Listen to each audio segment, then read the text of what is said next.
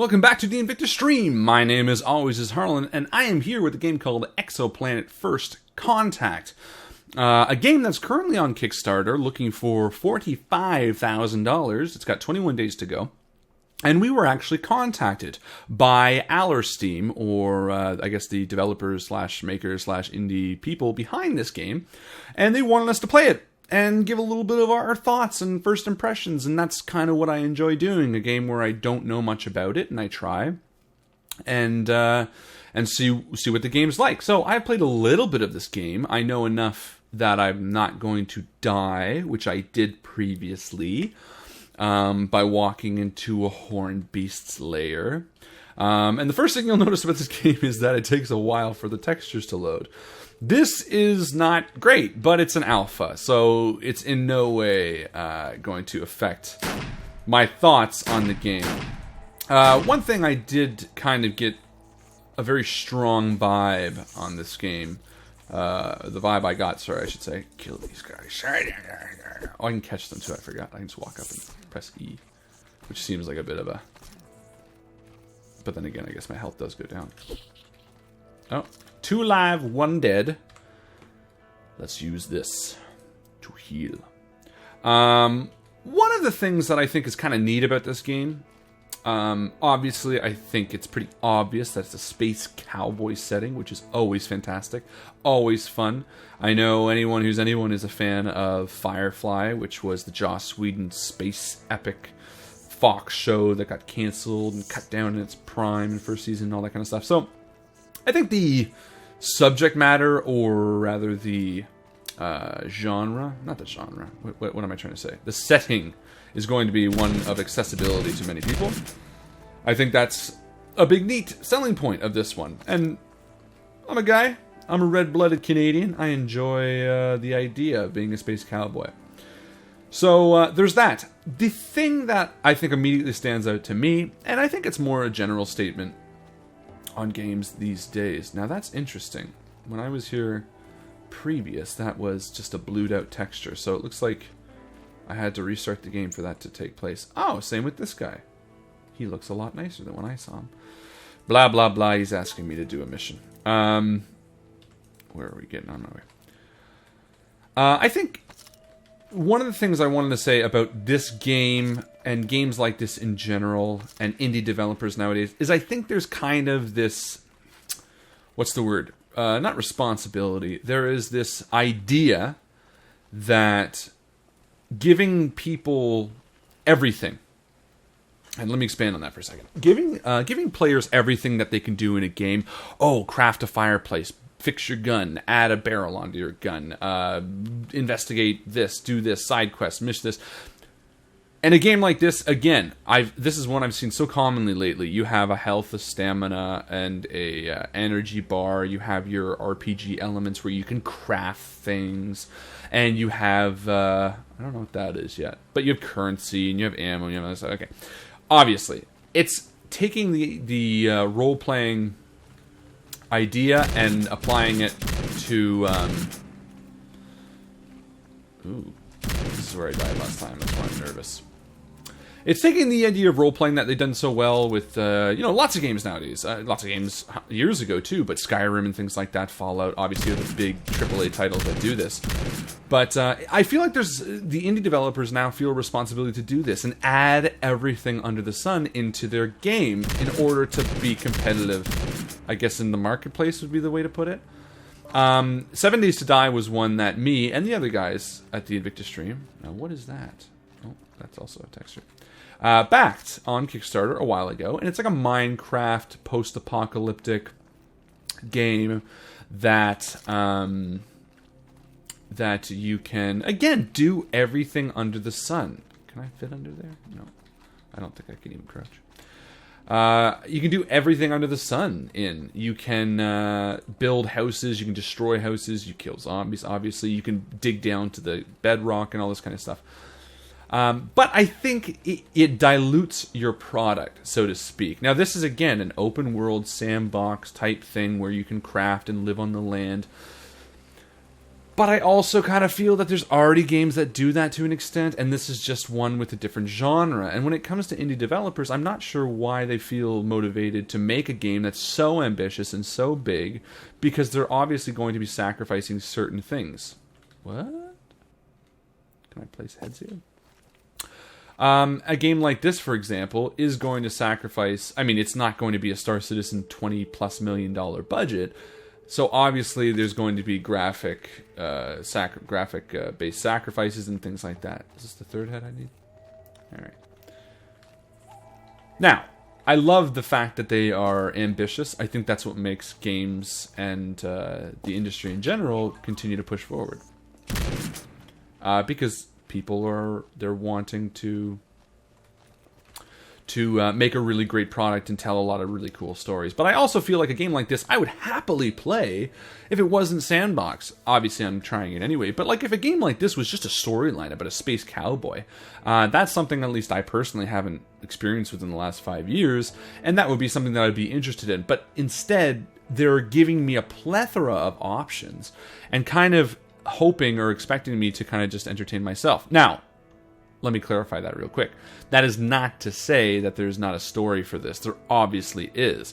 But even looking at the gameplay elements of their page, which I just had to scroll down to, it's a mix of RPG and action. That's what they describe it as. Exoplanet First Contact is a mix of an RPG and an action game. The player will decide how the story will unfold as he makes the choices during the game that will affect the outcome. There's nothing wrong with that. I just find that when you put your chips into that kind of pool... Is that done? Did I just tell him that? Oh. Can I kill him? No. When you're putting your chips into that table, into that pot or whatever, you're competing against a bunch of huge names. And again, that's not to say there's anything wrong with that. I want to make that really clear. This is just my own meandering thoughts. But I see games like this, and I see the ambitious level that they're trying to achieve. And I say, man, I would do this exact thing. I would support this in a heartbeat if you guys were offering me a story, but not another kind of a watered-down opportunity to just make my own choices. And that's what this is. It's another game where I kind of know what's going to happen. I know, not the story, but I know that I'm going to have a bunch of fetch quests like that. I had to run to a cave and kill a bunch of beasts and return and put the heads on pikes and things like that. That's fine. I have no problem with that. But you know what? I've also done that quest. I've done that quest in Borderlands. I know I have. There's one that a guy, you have to kill a number of skags or something and put them back. I've done that quest in Skyrim, undoubtedly. I've done it in Fallout. I've done it in text-based RPGs adventures of Yonder Year. I've done it in King's Quest, point-and-click adventures, where you collect different elements and bring them back to your point. And I'm not saying push the boundaries all the time, at all. But what I'm saying is, if you have a unique and clever story to tell, don't be afraid to tell it, and not feel obligated to offer... Up everything. Offer everything under the sun to the player, because I think nowadays, especially with games like Minecraft and games that offer open world scenarios where you can build your own worlds, I think gamers, especially me as a person who enjoys gaming more casually, I would classify myself as a dedicated casual gamer. I don't play any games competitively. I just play a lot of average games often. Enough that I feel like I have seen a fair amount of games, even if I only list maybe 4 or 5 of the most cliche titles when trying to prove a point. But I think gamers, especially of my mindset, are looking to be told a story rather than another opportunity to make their own. I find myself really liking... Are these all shotguns? 3 shotguns? I find myself really enjoying... the Telltale type of games. Life is Strange was another example. Story games where I have a choice in how it turns out to an extent. But I'm more so being told a story rather than giving another opportunity to make my own. And a game like this is really neat and really unique, and I love the guys behind it, and I think they're making a really cool game. And I'll continue on with things I like about it after I finish my rant very shortly.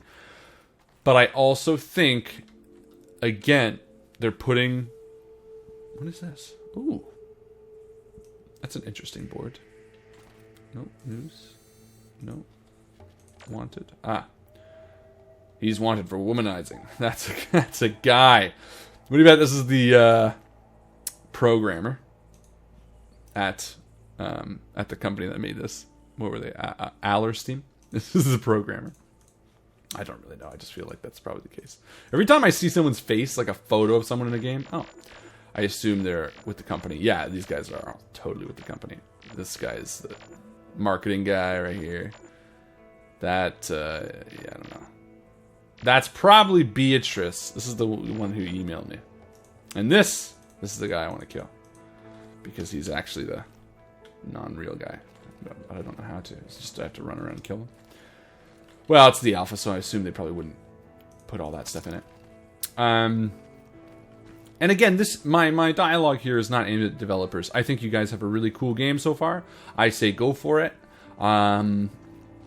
But when it comes to games like this that are really trying to do something new, quote unquote, you're actually kind of doing something that's been done a bunch of times. You're giving me free reign of something, but it's always going to be a watered down experience. Anyway, in summary, enough of my own meandering thoughts about indie games and the developers and how they're doing all this stuff. All that is an aside. This game is interesting. I think it could have a great potential. It could have a huge, long shelf life. I could see it be the kind of game that people might return to and have a really fun time, doing what they got to do.